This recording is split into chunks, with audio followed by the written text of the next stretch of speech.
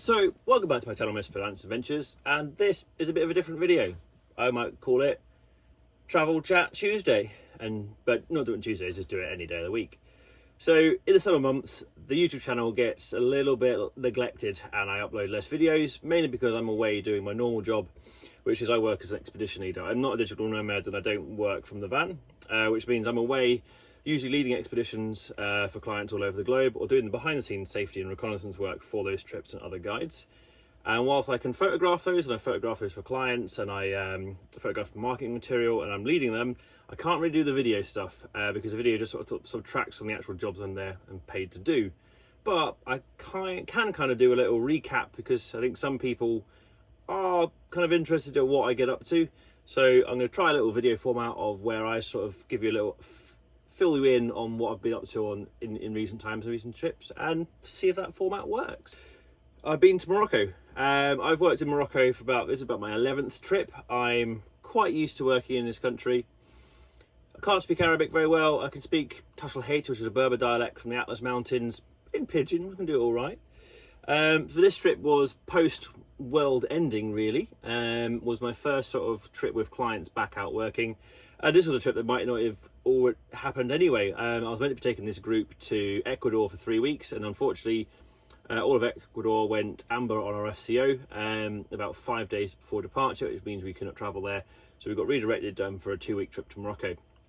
And yeah, for me, it was good to get back in Morocco. Usually I'm there every year, at least twice, and I hadn't now been for almost 3 years.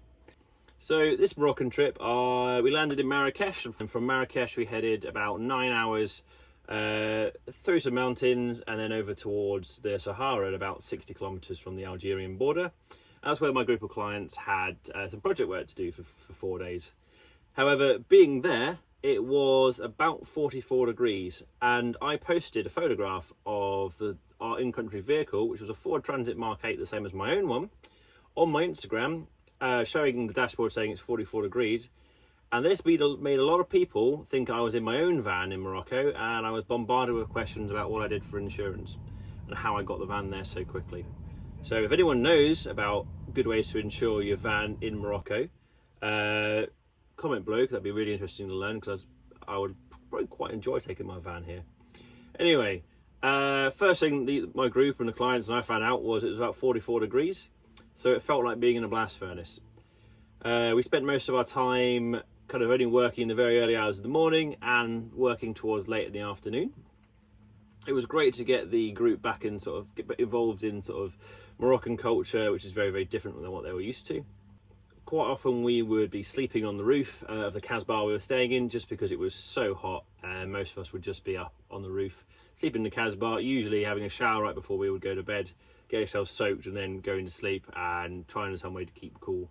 The weirdest thing we found was, because ambient temperature is warmer than body temperature, everything you touch feels hot. Even the camera could be sitting in the shade and you pick it up and it feels hot. And most of our phones, like the one I'm recording in a minute, wouldn't charge in the heat, so we had to like put them in the fridge in the Casbah to actually get them to charge and to cool down. But this was a great little time for the group I had, and one of the things I always do at expeditions, I always bring a powerful UV lamp, because I always like to show British clients scorpions, because Brits, they're not native to our country, so a lot of Brits have never seen scorpions before in the wild, and all scorpions fluoresce, which means under UV light they glow a bright blue. So I quite often go out and go find some scorpions to show the groups. This particular one was in like the compound we were staying in, and this is a African fat-tailed scorpion. From there, after a couple of days working on this project work, which was a local school, helping improving their infrastructure and helping with some of the we redug and did a lot of the new irrigation for them.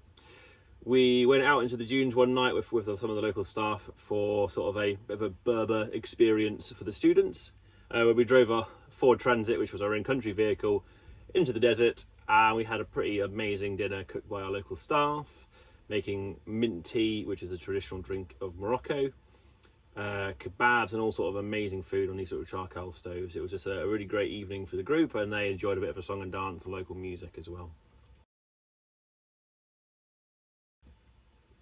From there, after this phase, we headed back towards Marrakesh, but before we got to Marrakesh, we went into the Atlas Mountains, which is where Toubkal is, well, Toubkal National Park. which is the highest mountain in North Africa. However, we weren't climbing the summit itself. I've been up there twice before. This particular route, we were doing a 4-day mountain passes route in the nearby valleys, wandering around seeing the Berber villages and going through the mountain passes, which was a great experience for the group. However, on this trip, it was something a bit brand new for me. I've never been to Morocco in the summer. I've always been there in the spring or the autumn. I think we were here for Eid.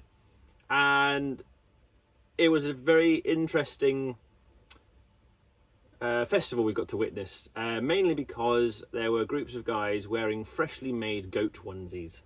And these things had quite the smell.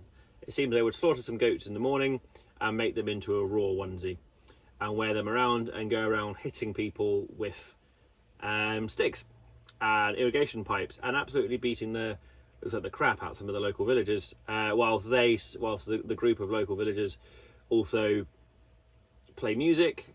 And I don't quite understand all of it, if I'm honest with you, which was a really interesting to watch, experience and smell. They didn't beat myself or the clients, which was great.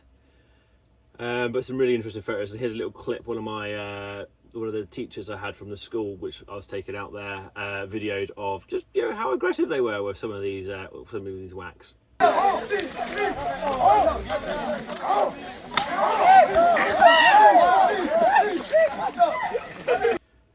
On that trek particularly, we were camping and we would have some muleteers who were having mules move some of our baggage. The other big bags would go in a truck and get pulled around, and they would also be our cooks as well. So here's some nice nighttime photos of the food tent. And on this trip in Morocco, I finally got to see the elusive tree goats, but real tree goats. There are fake tree goats on the route to Essaouira, but these were real, organic Moroccan tree goats in the Atlas Mountains, climbing trees as their herdsman was taking them through for the day. So finally got to see and photograph those, which was great. After that trek, and being in the Atlas, it was a bit of a respite from that 40 plus degrees. We were down to like the low 30s and even a little bit cold at night, which was lovely. From there, we went to Essaouira, which is on the coast. We just had a bit of R&R. It's famous for Boujloud and Marina. Oh, I have a Mandy from John and Mandy outside my window. Hello. Yeah.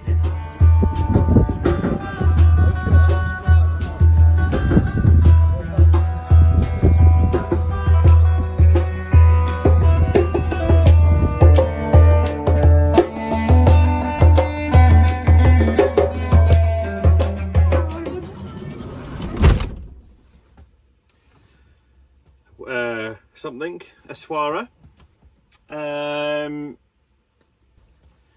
Essaouira is always a lovely city. It's filled with cats, so I got to photograph some little lovely cats around.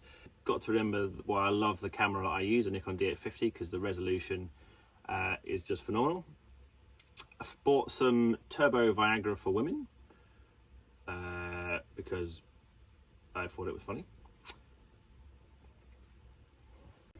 We spent a few days there before heading back to Marrakesh. In Marrakesh, we had a few days wandering around the souks, buying things where in the past I've bought things like my Berber rug up there, teapots, and sort of let the group have some free time to go haggle on the streets of Morocco and see what they can buy. And from there, back to the UK. And that was a pretty short trip, if I'm honest with you.